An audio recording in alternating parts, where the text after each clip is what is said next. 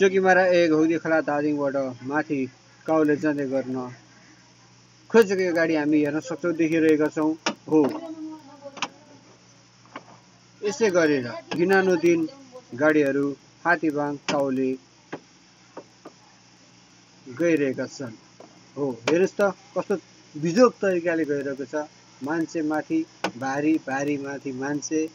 हो, देख्न सक्नुहुन्छ हामीले यहाँ भारी हाल्दै गरेको अवस्था पनि।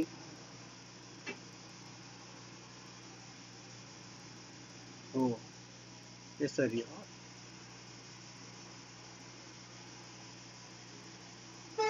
गाडी दुर्घटना भएको अस्ति मात्र यही बाटोमा गाडी माथि भिरबाट तल खसेको थियो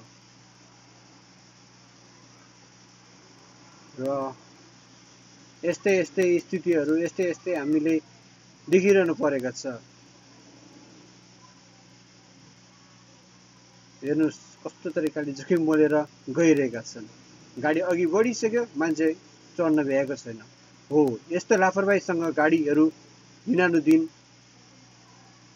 चलाइरहेको अवस्था भनेको पक्कै पनि हो।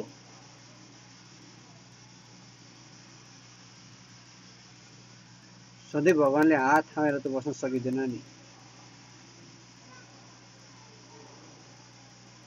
आफै होसियार भएन भने को होसियार हुन्छ त?